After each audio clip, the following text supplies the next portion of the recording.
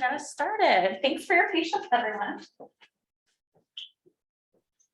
right, good evening, everyone. My name is Kayla Sewer, and I'm the lead intern in the Alumni Engagement Office here on campus. It is my pleasure to moderate sponsored career services, as I have been lucky to work with both offices in an intern capacity for over 2 years now, and are always amazed at the new opportunities, experiences, and resources that they continue to bring to the students on campus. Sorry. I want to mention before that this evening this is taking place in a hybrid format with our panelists joining us via Zoom and our students here in the room as well as on Zoom. Thank you all for being here this evening to attend our Alumni Speaker Series, Careers in History and Political Science. Before I introduce our panelists, I would like to share the Alumni Association's event statement that we read at the beginning of every event. The Cortland College Alumni Association takes pride in creating among our Cortland family an inclusive environment for alumni, students, faculty, staff, and all other campus community members. Any demonstration of bias, racism, derogatory remarks, or any other actions that individually or systemically harm others have no place in our university community and is not tolerated. By attending or participating in tonight's event, you acknowledge that you will act in a respectful manner. Failure to adhere to this statement will not be tolerated, and you may be asked to leave this event. Together, we can work to build an inclusive and welcoming environment for all. I would now like to introduce our 6 dedicated and hardworking alums who have agreed to be here today to share their experiences in the political and historical field, provide some advice for those of you with similar career goals, and give some tips that you may not receive in a classroom.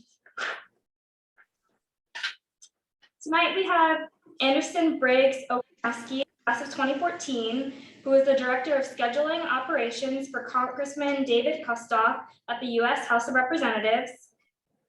Pete Dohan, class of 2016, Senior Fundraising Client Manager and Writer for Impact Communications Incorporated. Meg Hutchins, class of 2013, Engagement and Collections Manager for the State of Delaware Division of Historical Affairs. Gabriella Park, class of 2018, is a visa analyst and who works for the U.S. Department of State. Kofi Sansculotte, class of 2006, Bureau Chief, who works for the Manhattan District Attorney's Office. And Sodette Simeonidis, class of 1995, who is the Managing Attorney and owner of Sodette K.M. Plunkett and Associates Immigration Attorney. Now, before we begin, I would like to ask our panelists to provide a brief description of what they do. So, Anderson, if you would like to start first. Sure. Hi, everyone. Thank you for having me this evening. As she said, excuse me, I work for a member of Congress who's from Tennessee. I went to SUNY Cortland and graduated early in the fall of 2014. And I spent my last semester doing the SUNY Brockport, Washington internship program. I interned for my hometown member of Congress from upstate New York, which led to a job. And now I'm 8 years in on Capitol Hill. A little brief background about my job is I'm the Director of Scheduling and Operations for the Congressman. So I handle all his meeting and speaking requests, both in DC and back in his congressional district. I coordinate all his travel. Pretty much I do a lot of different things for him. I'm kind of like his right-hand person or assistant. So I've been working for him for 5 years. Prior to that, I worked for Congresswoman Elise Stefanik from upstate New York for 2 years. And prior to that was my internship with Congressman Chris Gibson. I live in Northern Virginia now with my college sweetheart who I met at Cortland. And we are expecting a little boy in about 6 weeks. So we are excited for that new journey. But politics has been my life. I was a political science major, and it's something I'm really passionate and interested in. So happy to answer any questions. Thank you. Pete, if you want to go next. Sure. I'm also located in the Washington, D.C. area. I live in D.C. proper. Moved down here right after I graduated in 2016. I work currently at Impact Communications, which is a organization that served nonprofits and certain campaigns, political campaigns for strategy around their fundraising and marketing. Just started this role about 3 weeks ago, so a little new to it. But prior to this, I came from working at People for the American Way, which is a progressive think tank where I ran their plan giving program. Also, like Anderson, love politics. I live with my fiance who works in politics, who runs a gun control organization. So it is all politics all time here too. But really looking forward to being here. If you have any questions, happy to help. Thank you. Meg, if you're ready to go next. Hi, thanks. Yeah, I'm Meg Hutchins. I think I'm the only history-based person on this call now. So I'm the engagement and collections manager for the state of Delaware's historical and cultural affairs. And that's a lot of words. That basically means I'm in charge of all the historical and archaeological collections, as well as the state portraits and architecture collections. So basically, if it's old and historic in the state of Delaware and it's something that the state wants to save, it's my job to manage that. So I started in museums as a young child, went to I went to UD for grad school, but I went to Cortland for undergrad because I thought I wanted to be a history teacher. While I was there, I did the secondary education track in the history department. And as soon as I left Cortland, I went to University of Delaware for historic preservation and museum studies. And after that, I started working in museums. I ran the 1890 house, which is right on Tompkins, for a couple of years before returning to University of Delaware to run the museum studies program. And then over the last year, I've transitioned to run the collections at the state of Delaware. So my background is in education, programming, small museum administration, and collections management. Thank you. Gabriella, if you're ready to go next. Hi everyone, I'm Gabby. I was a graduate in 2018. I was the president of Political Science Association for my senior year. And I also moved to DC right out of graduation. I started working as a background investigator for Office of Personnel Management. So a lot of jobs in DC, you're going to need a clearance, whether that be secret, top secret, and so on. What I did there was interview people and their sources and their employers on basically, getting information from them. Can we trust them with government information and so on? From there, I moved into cybersecurity with the Navy, which was a total 180 for me. Didn't really like it, but stuck with it for 2 years, made sure I got everything I could out of it. But now I'm working back to more what I'm interested in, working at the State Department. I am in the CAVO division, which is Consulate Affairs and Visa Operations. So we're pretty busy right now with, we've been busy with Afghanistan, and now we're busy with Turkey. We're not Turkey, Ukraine. I'm thinking Turkey because we just had a meeting about Turkey today. But the Russia-Ukraine situation, we have been pretty busy with that. But what I do is basically either renewing visas or looking at new visas on whether or not there's lots of little parts, and the State Department is just one little part that goes into getting a visa. I'm also pretty new. I just started in January, so getting on the ground rolling, getting ready. So we've just been busy. So that is what I'm doing. Thank you.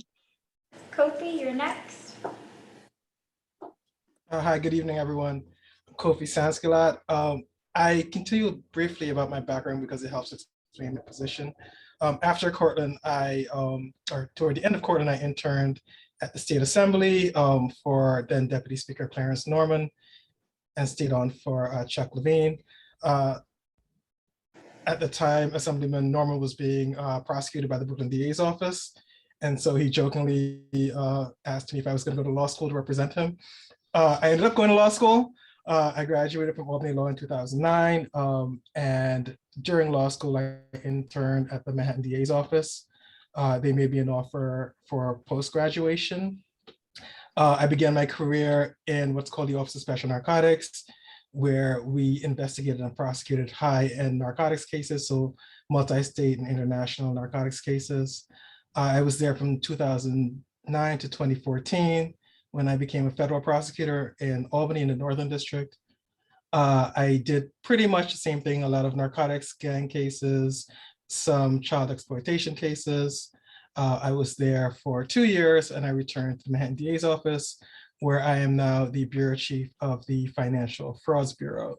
Our bureau has between 20 and 30 attorneys and about the same number of support staff. And we prosecute and investigate a kind of a wide range of financial crimes, employee embezzlements, wire fraud, check fraud.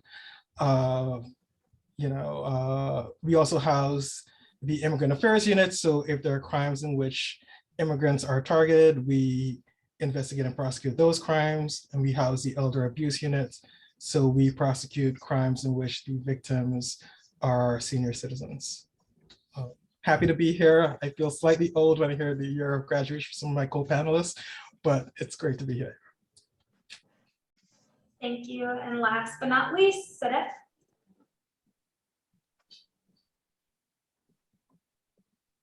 Hello, can you guys hear me? Yes.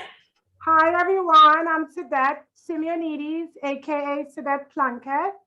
I'm an immigration attorney, and I have been practicing for more than 21 years. So clearly I'm the oldest person on this panel, but it's okay. With age comes wisdom, right?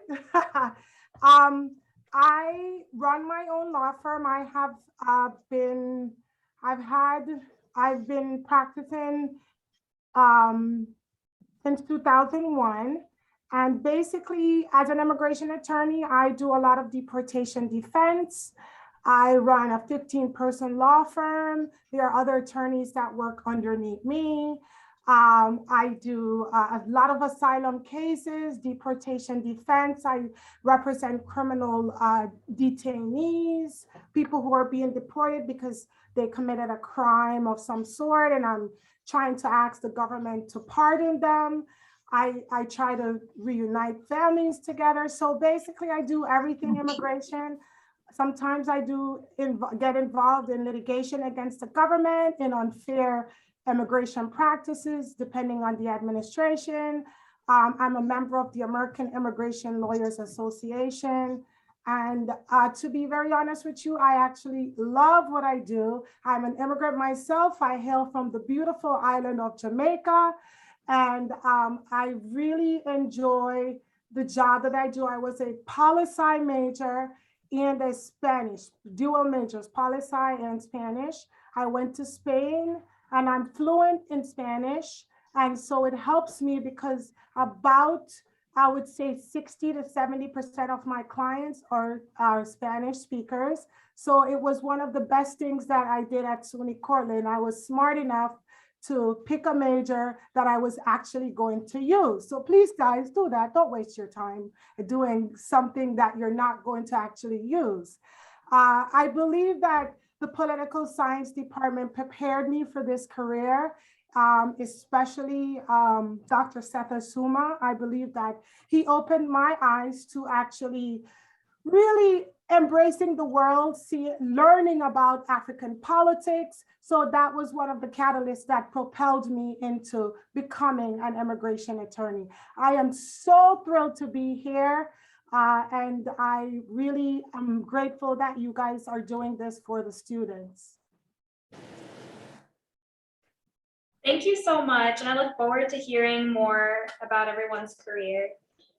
So does anyone have a question either on Zoom or in the room? Don't be shy. Or if you have any questions, feel free to put them in the chat.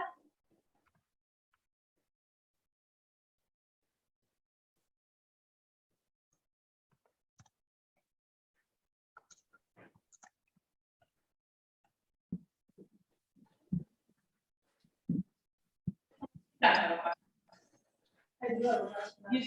Yeah. Go for it. Wait, can you hear me? Oh, okay. I think I can hear you. Can you guys hear back here okay? Yeah? Introduce yourself. Okay. Hi guys, my name is Melissa. I'm a senior and I'm an international studies major with minors in economics and political science. So my question is for Gabby, actually, because I've been applying for jobs for the State Department for the past 2 years, and I ended up getting an internship at the U.S. Embassy in Rome, Italy, but it got canceled. I mean, it didn't get canceled. That wasn't cleared on time to start it. So I was wondering, how did you go into applying for this job? Did you apply for what was it? The state.gov website? So I actually am a contractor. I'm a contractor through CGI Federal. I have only been a contractor. I haven't actually worked for the government. But more of I'm contracted through CGI, which has a contract with the State Department. So that's why I say I work for the State Department.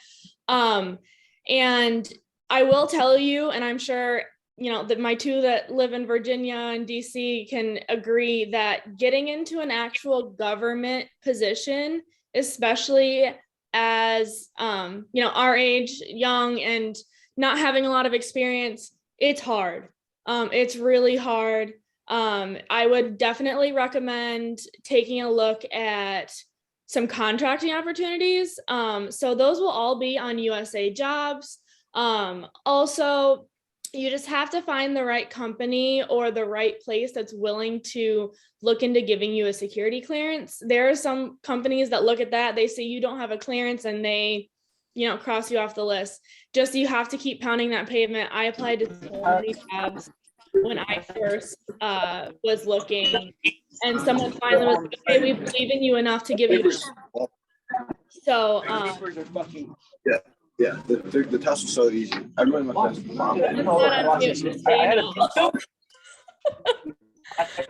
But yeah, definitely look into contracting. I didn't even know what contracting was when I was applying.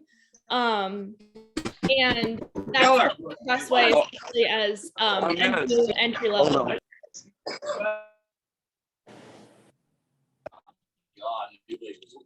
Peace, Joe. Wait, what's going, Rich? Chicken barbecue sandwich? And then- It's like that spiced chicken. Got it? Perfect. Okay. Thank you. Sorry. Sorry about that, friends. Chicken barbecue sandwich sounds delicious. I bet he's having a great dinner. Good for you, Luke. Live your life. Oh, God. Oh, but thank you for answering. I really appreciated that. Okay, did I answer the question? I was in the same boat as you. Even when I was applying to this job, I was like, government. And you'll find some good contracting companies that are very well known. And I even worked my when I was in cybersecurity, it was a teeny tiny little contracting company. They were just starting out, but it's all about connections. If you know anybody, utilize it. But yeah. Thank you.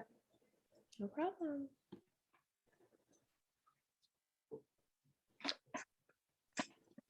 Does anyone else have any other questions? You could put them in the chat, or do the people in the room have any questions? Now's your shot.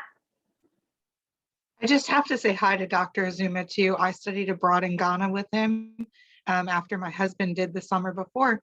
And I think he was on the same trip where I met my husband. So I just wanted to say hi. Yeah, may I respond, please? You all look so beautiful and so successful. I am so proud of all of you. I see Sodette and I see Anderson. Yes, and I see Kofi. Yes. It's amazing, all these wonderful advisees. And it's just a pleasure to see you. I'm so happy for all of you. I will ask for some advice for some of my students who want to go to law school and other places later on. So wait for that question. Yeah. Thank you. Thank you, Dr. Zuma. I was waiting my turn to say it, but again, thank you for everything. You guys, Dr. Zuma tried so hard to make me a good student in Cortland. He really did, and I was not the best student. Going to class was not on top of my agenda, but he really tried to get me focused very early on, and he stuck with me until I grew up enough to start taking school seriously. And he was one of my references for law school. And I saw him years later looking exactly the same. And I'm so grateful for all he's done for us. Okay, I have a question. This goes for anyone on the panel. How has current trends and the current world climate impacted your career in negative or positive ways? Happy to hop in there. So I come from a fundraising background. So I worked at a nonprofit doing fundraising, in particular did plan giving. So I worked with older individuals doing gifts for their end of life planning. And as you can imagine, with a global pandemic happening that targeted mostly the older demographic of people, it definitely threw a wrench in how we conversed about those topics with our donors and how that was marketed strategically to them. So I would say that definitely the pandemic shifted how we talked about those type of issues. And now working on the consulting side, as we come out of this pandemic, if you will, it's still a huge shift in how not only plan giving donors are looking to donate their money, but as well as people give money in general has really shifted post the pandemic. A lot of money has been shifted towards funding their families and their loved ones. So it's definitely been a shift for that. But I will say, and I can probably speak for a lot of people on this call, working from home is great. So that has been great. Have really enjoyed that. Gives you good opportunities to do some work-life balance, which I think as a young professional, sometimes working in an office can be kind of difficult to have work-life balance, just because you feel pressured to be constantly on and doing things at all times, when realistically, we all need to take breaks and we all need to go for walks and we all need some coffee. So I will say that working from home has been really helpful for some of us who are, privileged to have that opportunity.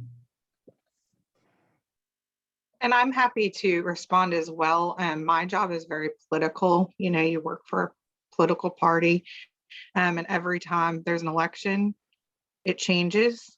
So I've now worked with my party being in the majority and the minority with different presidents.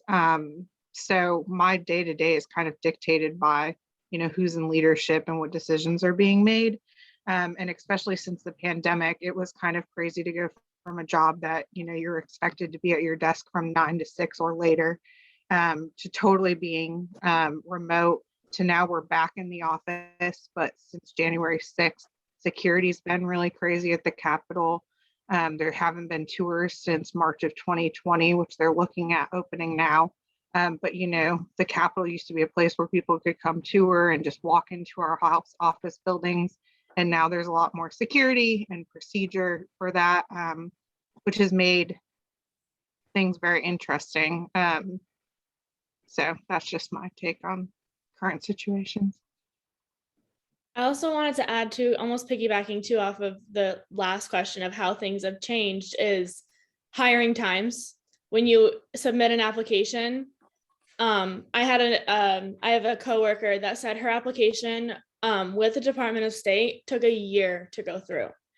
And I had an application with the NSA that I applied to in June of 2020. And I just got the offer letter at the end of the year last year. And at that point, it was so out of the realm of what I was even looking for at that time. That's a year and a half. So HR is backed up. Everyone's backed up. Everyone's kind of getting back into normalcy, along with now going back into the office. So I know it's frustrating because I've been through it too now, but you just have to have patience. And like I said, applying to more jobs is better than more is always better. So for me, it's also a political job, believe it or not, because every president has different views on immigration. So I have to change how I advise my clients. One year I might be requesting certain types of documents. The next year it's like, oh, forget about it. Don't worry about it. 1 year, people who are crossing the border are told they have to stay in Mexico to apply for asylum, the next year it's like, oh, no, don't worry, come on in. So it's every single year, every time the president changes, also my job changes, and I'm still an immigration lawyer, but what I advise my clients is basically different. It's based on the administration's view. And sometimes clients don't really understand that. They're like, I don't get it. Like, you told me I wasn't eligible 2 years ago. How am I eligible now? And I'm like, well, we have a new president. And, so, and oftentimes, sometimes what people promise during the elected campaign is not really what they can deliver.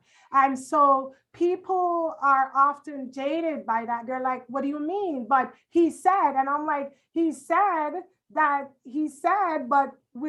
that's not going to happen. So I can tell you that sometimes it's very negative. It's not a positive, with the changing of the guards.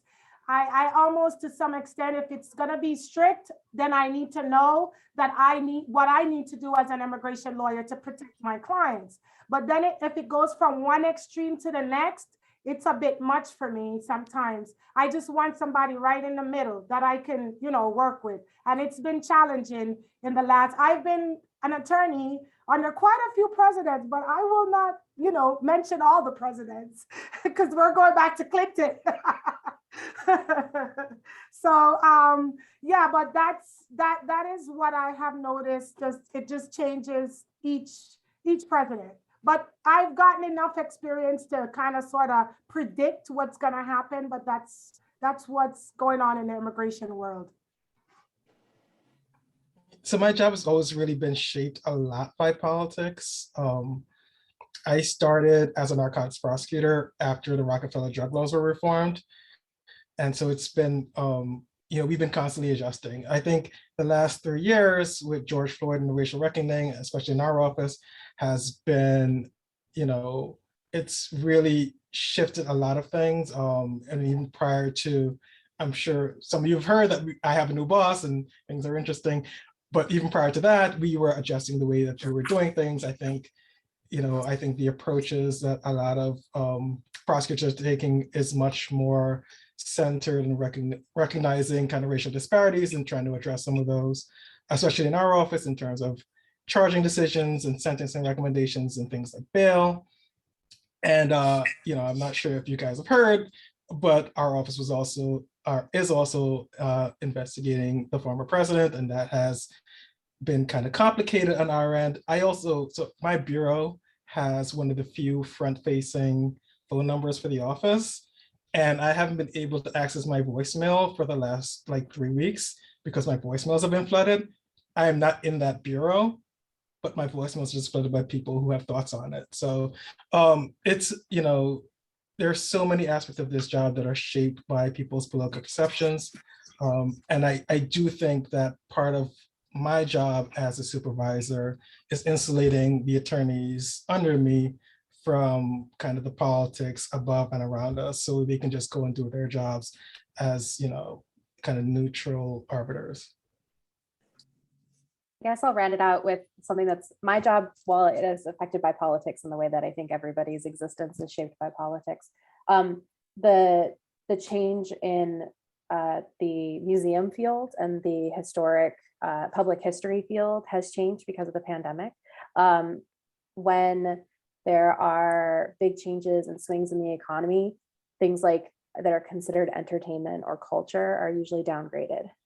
In that case, some of the strongest museums in the country went from being the strongest museum in the country, like the Tenement Museum, to laying off a majority of their staff.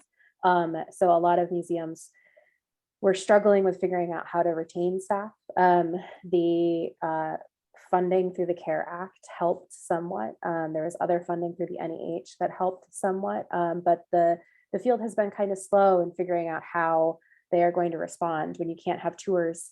What do you do? And you're a small historic house museum. So there's been a lot of change in how people think about museums. My suggestion is, if you're trying to go into the public history field right now, is gain more skills. So think about things like social media, and not just I have a Facebook. how do you run social media? So understanding how to read the back end of stuff, take the free Google Analytics course so that you understand analytics of social media. Understand how to do simple design on things like Canva or things like that, things that'll make you more marketable, that you have digital skills. They will assume that you know how to do some things because you're younger, but show them that it's more than just, I know what TikTok is, and that it's actually, I know how to use TikTok to get people through the door and make us money. Because at the end of the day, museums are nonprofits, historic sites are nonprofits, but they need to make money to be able to employ people. So if you show that you're employable and that you can help bring money in, that's going to help. If you want to be on the back end, it's just as important. If you want funding to save a painting or to save a historic structure or something like that, that needs money. If you have any experience in grant writing or don't, look into grant writing. Pete's a good source. He's a development person, understanding what goes into a grant. If you don't have project management skills, look into that. Having project management skills is really going to get you somewhere, because you can say, hey, I have a project and I know how to manage it and I can get a grant for it. And so we're all governed by the politics or the pandemic, the economy, but it's kind of how you are able to market yourself. So networking and gaining those skills and looking for places that you can get those skills without having to shell out. You don't have to take a whole nother 2 years of school when you can go and you can get a free Google Analytics certificate. There's ways to do that. And so I recommend looking into those things. Thank you so much for all your answers and insight. So we have quite a few questions in the chat.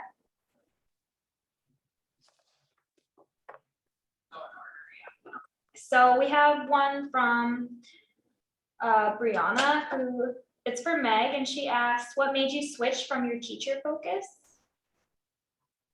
Sure. I really wanted to be a teacher, but once I got into student teaching and kind of right before, I realized that I love teaching and I don't love writing lesson plans. I don't love the admin of it, which might seem weird because now I'm in an admin position at the state. But I love doing research and I love educating people and being able to do it through material culture. So taking an item and saying, look at this cool thing, look what it can tell us about the way people lived. And so I felt that being in a cultural institution like a museum gave me more freedom to do that. And it gave me more opportunity to be the teacher that I want to be, but I'm not stuck in one classroom. I can teach a different group of people that comes by every time. They have different interests. I get to share different aspects where I'm not kind of stuck in the, I got to remember what Common Core is or what the 12 objectives are for the state of New York or things like that. So it gave me more freedom to teach in a way that I didn't have in the classroom. Thank you. Okay, so going from our next question, it's for Anderson, and Gretchen asks, what was your experience like applying for and going through the Brockport DC internship? I believe Gabby. Meeting helps. So similarly to applying to study abroad, that's kind of what it's considered, because you're studying not abroad, but in Washington, DC for the semester. So I went through the process with my advisor, who was Mary McGuire at the time, and applied to that internship program. And then once you get accepted to that through Brockport, you can then apply for an internship in DC. I was lucky because the first internship I applied to was with my hometown member, and he accepted me. If you're looking at interning on Capitol Hill specifically, fall and spring are the quieter times for interns. Summers when everyone can take time off and come down and intern. So I highly recommend, if you're considering something like that, even just anything in DC, if you can take the semester to do it and really learn, you know, what living here is like. The Brockport program, I don't know what they're doing now because of COVID. They used to invite me back to speak with a counterpart of mine. But they would do classes on like Monday nights, I think, and there were like 20 to 25 of us, all from different SUNY schools. And we would meet at the Hall of States building, which is where a lot of the news networks have their setups, and also where each governor has an office in DC. So that was a cool building really close to the Capitol. We went to class on Monday nights after interning, Monday, Tuesday, Wednesday, Thursday. On Fridays, we'd go on like field trips, is the best way to say. We'd go tour the Library of Congress or go meet with an alumni in the area who worked there. They'd bring guest speakers. And once a month, they brought in a woman from Brockport who told us about writing our research papers. That was not as fun, but still had to do homework and intern. So it was a good way to kind of learn that balance and get experience. A lot of DC jobs, I know, State Department's a little different, but on Capitol Hill, a lot of times, they're so competitive to get in these jobs. You really just need your foot in the door. So if you've interned for someone and have someone to put a good word in for you, you have a better chance. But there's people, applying for entry-level positions. We just hired somebody who's had a couple career changes and is older than me, and he's in an entry-level position. Some people go to law school and come back, and if you can't get a counsel job, you might be answering the phones. So Capitol Hill's a little wonky. I'm happy to answer any other questions, but I think the Brockport internship program was good because I was set on going to grad school. And then doing the internship that led into a job totally changed the trajectory of my career. Yeah, I also did the program too. It was super fun. I highly recommend it. At that time, I was thinking about going into sports law. So I actually did an operations internship over in Annapolis, which I was able to kind of cheat the system a little bit. I stayed with my aunt. I didn't live in the house that everyone lives in, which I kind of had FOMO, so I recommend living in the house. But I more stayed on like the sports side. But that also helped me. The internship in general helped me realize what I wanted to do. And that was more in international affairs and security and homeland security and things like that. Because being there and being in DC, the fact that yes, you go on the field trips once a week, we did a little differently. We did class in the morning on Friday, and then our field trip was in the afternoon on Friday. But when we went to the State Department, I was done. It solidified it for me. We went to State Department. Yeah, we did Library of Congress. We did a master. We got a little spiel on a master's program at GW. We did a few of the think tanks. I think we did one Democratic and one Republican think tank, which was nice to see. And it was 1 week after the other. So that was cool to see the different perspectives.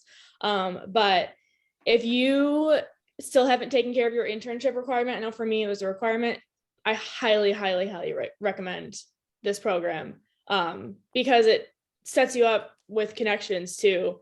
Half of my class is already like that. My internship class also lives around the area. So we still meet up. We still use each other for connections. I actually reached out to a few and I was looking for new jobs last year. So yeah, definitely recommend. Connections are definitely key for definitely DC forward jobs. So you now have 3 people who are Cortland alums who can help you with that. So just utilize that as much as you can. Great, thank you. I just want to be conscious of the time. I know we lost a bit due to our technical difficulties. Panelists, would you be willing to stay an extra 20 minutes to continue taking questions from students? It's okay if you aren't. I understand we were supposed to end at a certain time. So it's up to you. That's fine. I think this next question is for me. It said Sedette mentioned she was from Jamaica. When you started looking for jobs, were you an immigrant? I'm always an immigrant. I'm born an immigrant. I am an immigrant. So you don't become, I immigrated to this country because I naturalized eventually, but I'm still an immigrant. And I believe that all of us at some points have some family members who are immigrants. So there is a distinction between undocumented immigrant and documented immigrant. I was always a documented immigrant because I came to the United States at the age of 10 with a green card. When I got into college, I naturalized. I believe I might have naturalized right before I graduated from Cortland, but as a green card holder, I was authorized to work in the United States. I was authorized to live in the United States. So it wasn't difficult for me to find a job because I don't walk in and say I'm an immigrant. Because I did internships and things like that. So you said, my bad, I meant your citizenship and work authorization related. I don't really quite understand, but I was always authorized to work in the United States. So I had no impediments to allowing, but I do help. And I'm proud of the work that I do in assisting undocumented immigrants to eventually become documented immigrants. So I'm an immigrant. I can jump on too, so that because I'm Guyanese, I was born in Guyana. I immigrated here at 12. I actually didn't get my U.S. citizenship until 2009. And I got it because this job required me to be a U.S. citizen. And so I did it actually after interning here. And one of the things I found, which may be helpful, is if you have a job lined up that has a U.S. citizenship requirement, the State Department will then factor that in your application if you're otherwise qualified. So this was able to kind of expedite my naturalization process. Frankly, I didn't apply to the job initially. I wasn't going to because I wasn't a citizen. I was going to pursue a clerkship, but everything kind of worked out that way. So just something to think about in terms of your immigration status. All right, thank you. So we're going to move on to our next question. I think that if anyone has any more that they wanted to add in the chat or in the room. Perfect. So hi, I'm Gloria. I'm actually not a political science major. I'm a criminology major. So my question is for Kofi. So I have an internship right now at the public defender's office, but how was your experience like interning at the DA's office, and like what advice do you have like for law school? I think each internship is different. I've interned at the Manhattan DA's office and the Albany County DA's office during my time in law school. The Manhattan DA's office internship is a structured program. So there's a classroom component. You're there for an entire summer, and it's a paid internship, which a lot of them aren't. So there's a classroom component. You're assigned to one of the bureaus. They'll give you substantive assignments based on your experience level. And then you're offered, essentially your opportunities will vary based on where you're assigned. In Albany County, I interned there as a law student, and they were actually able to give me a practice order so I could try cases in court before I graduated. And that was a fantastic opportunity. For law school, my advice is, and I guess Dr. Zuma, I know was going to ask about this later, but in terms of internships in law school, I think be as varied as possible, experience, see what areas of the law are out there. For a lot of us, we just don't really know what our options are. And it's easy to kind of fall into the areas that you do know, but there are a ton of opportunities. My wife is a labor and employment lawyer. She is probably the happiest lawyer I know. So just, find an area that makes you happy and find something that you really feel fulfilled doing. And there are a ton of opportunities to do so.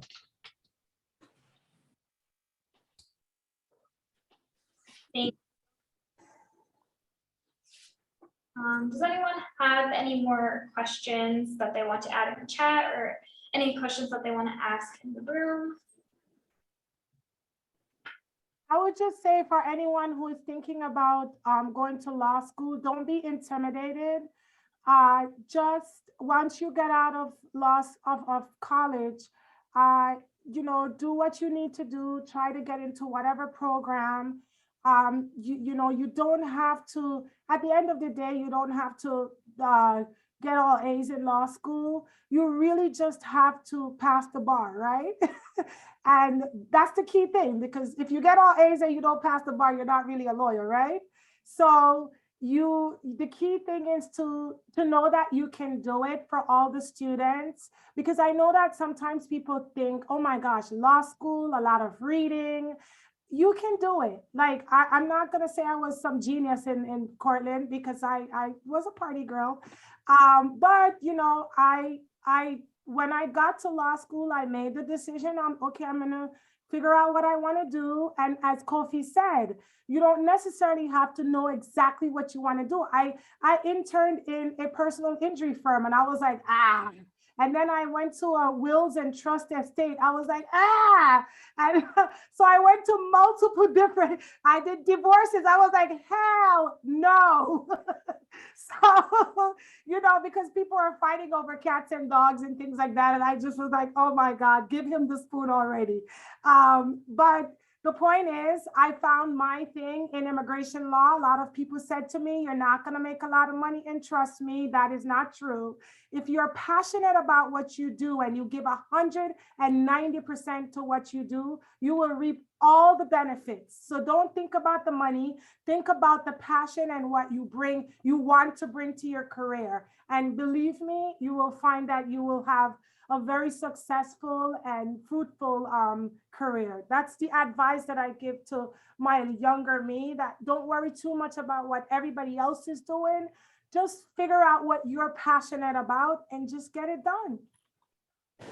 And I'll piggyback off of that because I think it goes with it, is in terms of internships, and I know in the history field, that is a good way to find out what you're interested in.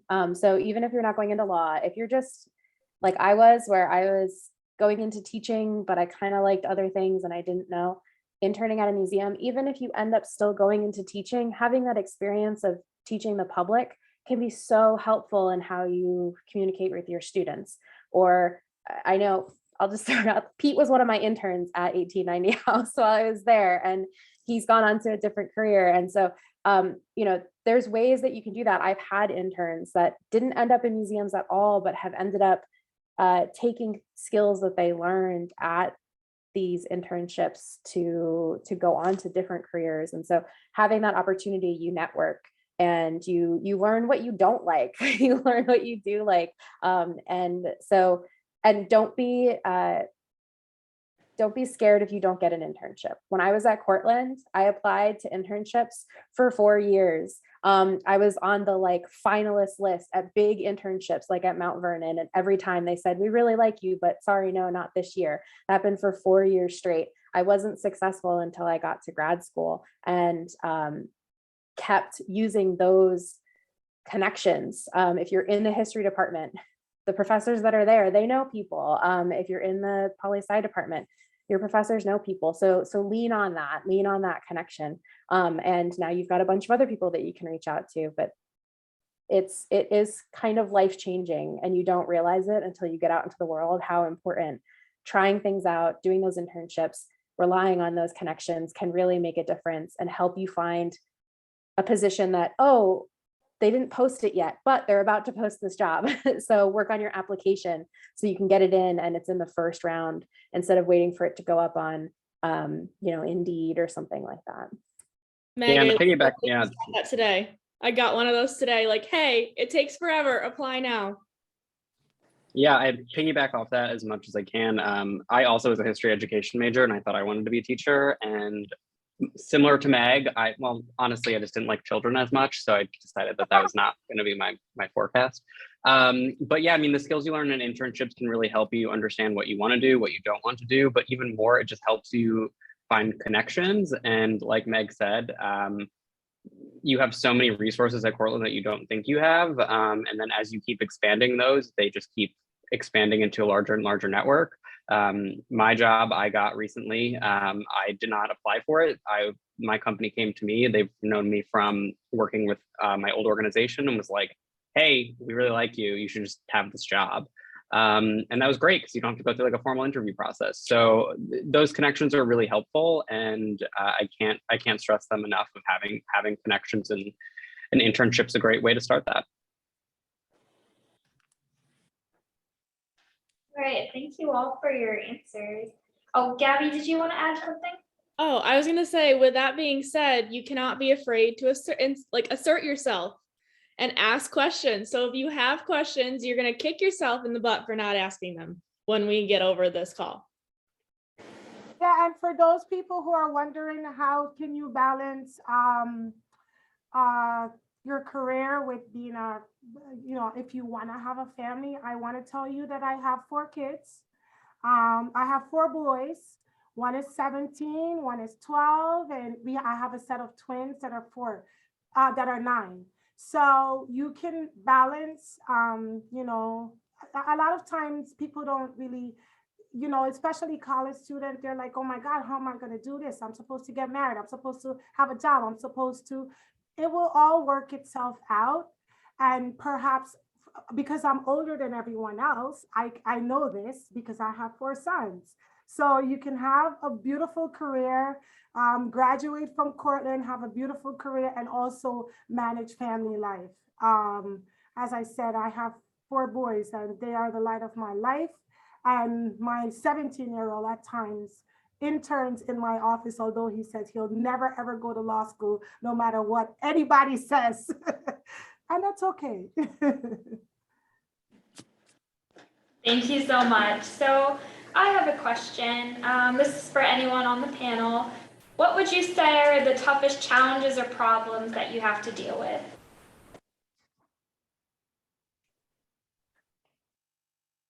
I'm happy to go. So every member of Congress is very different, and they have different needs and different wants. And, most of the time they're the most important person in the room. So, I have to balance that. I also have a lot of personalities among coworkers. So that's always fun to manage. And then I'm glad to hear someone who's experienced this, but I'm currently going through this. I commute an hour into work each way every day. And I am 8 months pregnant and going to have to learn what that's like to get home, in time for bath time and dinner time, and finding that balance. That's the thing I struggle with most is my job's really 24/7.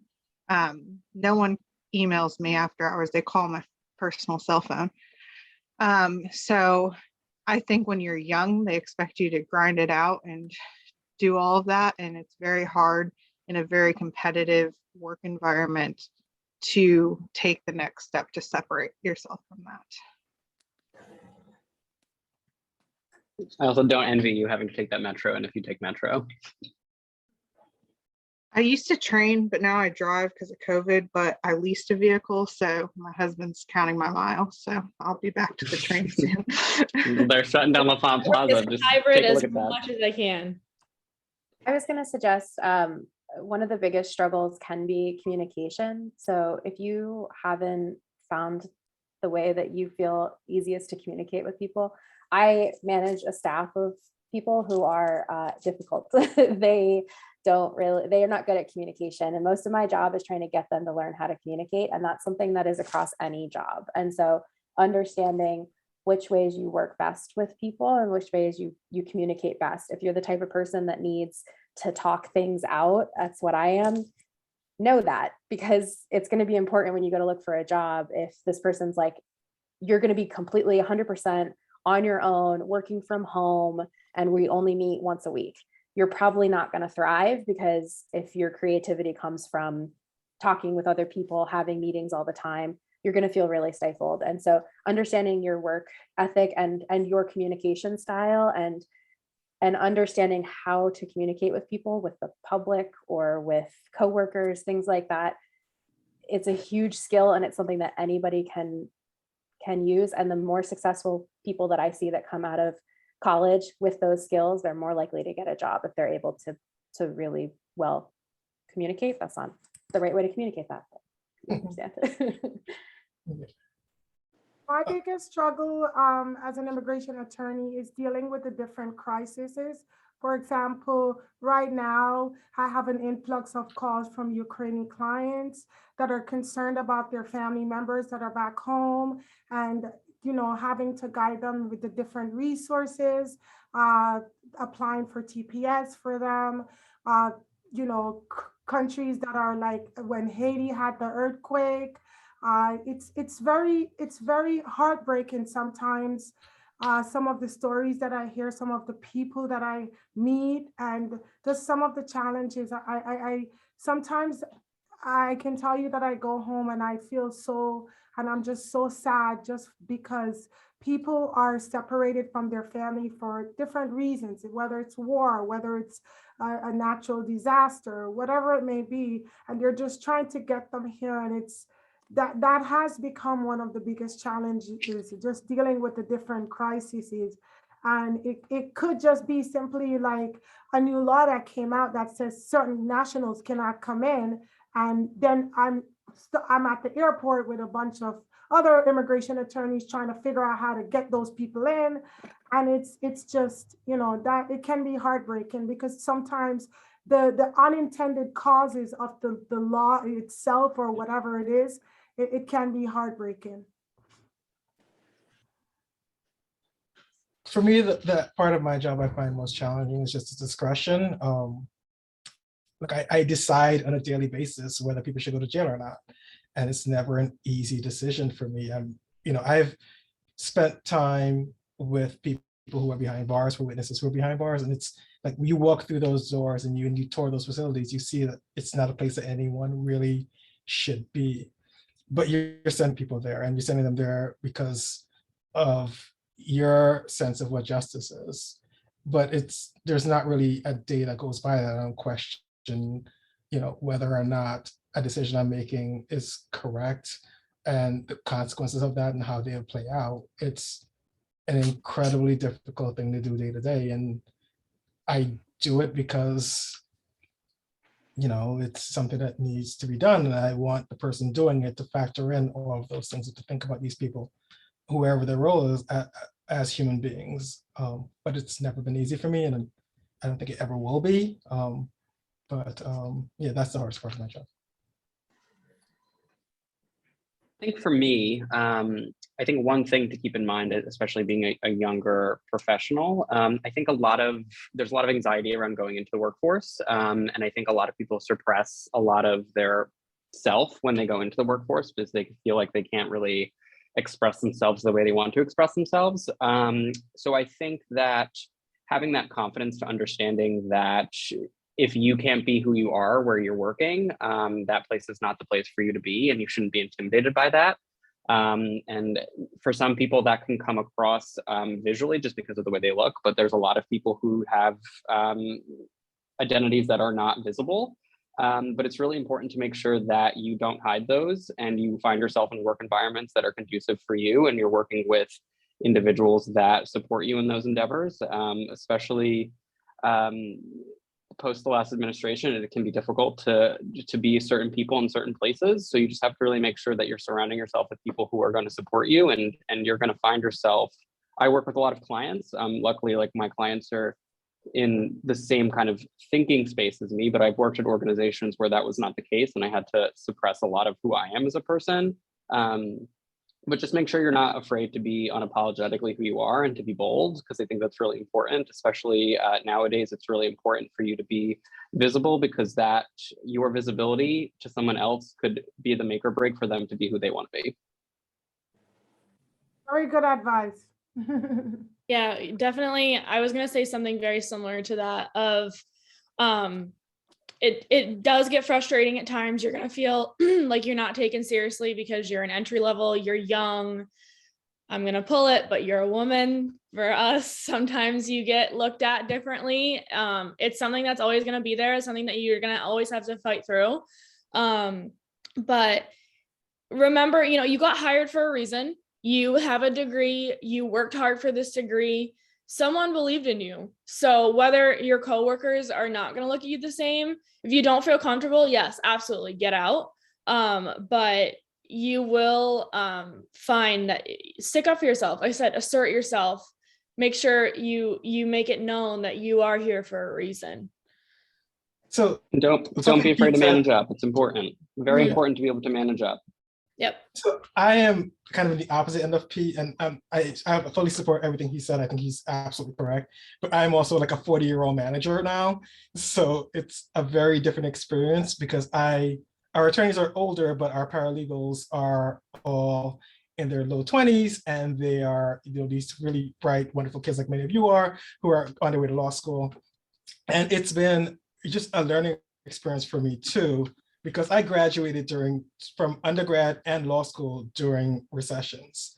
My law school year, and so that you remember 2008 and 9, there were just no jobs at all, to the point where private firms were paying people to go to public sector. So they would paying people to go to DA's offices. And as a result, I think people of my generation and my age were, when we first joined the job market, we essentially just were told to shut up and push through. And so just know that a lot of your managers are going to have that approach. But I think Pete's right in that you guys have an ability to shape and manage up and shape kind of the expectations all the way up. So just because your managers have a certain perspective doesn't mean that that is a perspective that they're going to be stuck with. You can help them kind of work through that. Great, thank you all so much. So this is going to be the last question of the night. Again, this goes for anyone on the panel. Did you ever see yourself in the career you are now, and how did it change or stay the same from the career you had in mind during your first year at SUNY Cortland? I'll go first on this one. I went to school for nursing. That's what I started off as. I wanted to be a nurse. I didn't even go to Cortland. I was a transfer, wanted to be a nurse, transferred for exercise science, wanted to be an occupational therapist. 2016 happened, and I was fascinated. This is so cool. This is something's always changing. I get super bored super easily. And I'm going to tell you, with politics, you will never get bored. Things are always changing. There is always something new to learn about, something new to watch.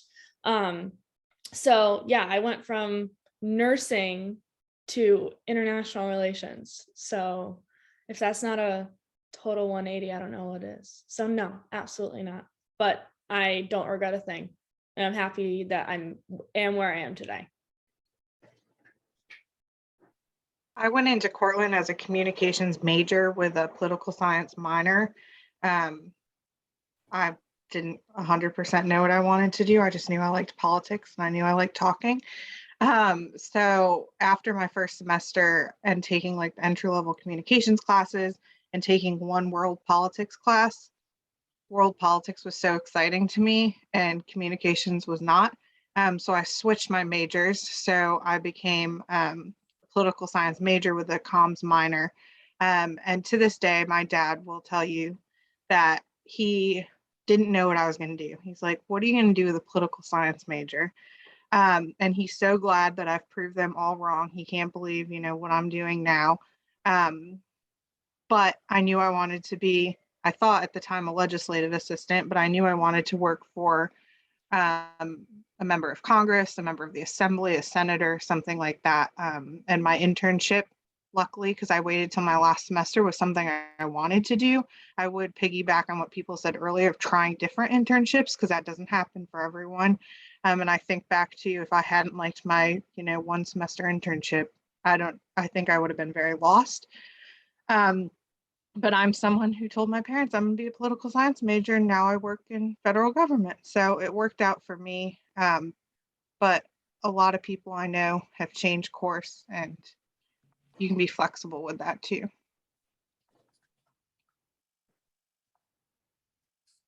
I mean, I always wanted to be an attorney, but I chose the area of immigration law after I did internships in law school in different firms. But I always knew that I wanted to. That's why I chose poli-sci, and I knew I wanted to learn Spanish, so that's why I went to Spain. I went to Salamanca at Cortland. So I think, yeah, I pretty much knew that I always wanted to be an attorney. And I chose immigration law after I worked at a nonprofit organization, and I just fell in love with it, and it's been with me ever since. I did not see myself in this position. I did not want to be an attorney. I didn't think that was a possibility for me. I didn't grow up knowing any lawyers, so for me, it was just like something that smart people or people who weren't me did. And as I explained to you guys, my time at Cortland was not, my academic time at Cortland was not the best. I actually had to do a ton of post-Cortland work to get myself into law school, but I graduated at the top of my law school class, and it kind of fell in line. So I guess I am modeled for the late bloomers among you who That's maybe okay, haven't Kofi. Yeah, look, I didn't do all the right things when I was. Proud of you. I'm super proud of everyone, but I almost want to give you a hug, Mr. Kofi. Thank you. No, but you know, I didn't do all the right things when I was at Cortland. I had to pull it together later, but I just want to say to you guys, like, you can do this. You can do all of it. Kind of lines up.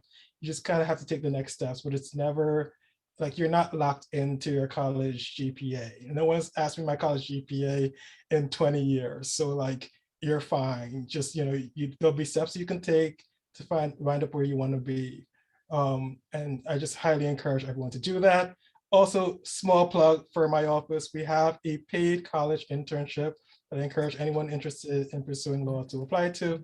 We also have a paid law school internship that again, you should apply to, and feel free to reach out if you have any questions about it. I'll jump in. I don't have a paid internship right now, sorry, but we could work on it. I talked about not going into teaching, but I'm not in the position that I thought I was going to be in. Even when I left teaching, I thought that I was going to be a small museum director forever, and queen of my own castle, as it were, if you've ever seen the 1890 house. But I ended up kind of twisting and turning, and now I work for the state, but in museums, which is a weird place to be if you know anything about museums. But I've turned out that I really love it. I love working with the public, and I love getting to tell the stories of underrepresented populations that haven't been told for a really long time. And that's my big push right now, is telling stories of minorities and things like that haven't been collected because they're not the landowning white folks in Delaware, and I get to help bring that to life. And so I've taken a lot of what I learned at Cortland, either about myself or about history or about working, and applied it to what I do, and rolled with the punches as much as possible. I also did not see myself in this position either. Like I mentioned before, I thought I wanted to be a history teacher, but that was not my thing. I then interned at the 1890 house, and I thought I wanted to work in museums. And then, similar to Gabby, 2016 happened, and that threw a wrench for me, and it really opened my eyes to what can really happen. So I really wanted to get involved in the political world to really make sure that democracy is saved and we continue on that route. So I found out going into politics, working in DC, was something that I was really passionate about. And with the lovely help of Professor Gathigan, who I think is on this call, she was my advisor, and she really helped me guide myself into a career path that would work for me. I thought that I would continue in like fundraising for candidates that I believed in, but now working on the consulting side, I get to work for a lot of larger and a diverse range of social justice organizations. So it's been, it's great. I love it, but did not see myself here, and probably won't end here either. So.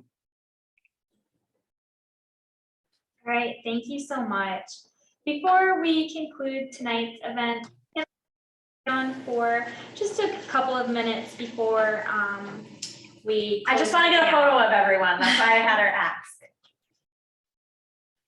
Okay. So to conclude our Alumni Speaker Series, Careers in History and Political Science panel, I would like to thank our alums for joining us tonight, providing their knowledge and expertise. We really appreciate you taking time out of your busy schedules to be here with us tonight. And I would also like to say thank you to the students here tonight for asking great questions and attending. Before you leave, please make sure to fill out the survey. And thank you so much, and we hope you all had a great night.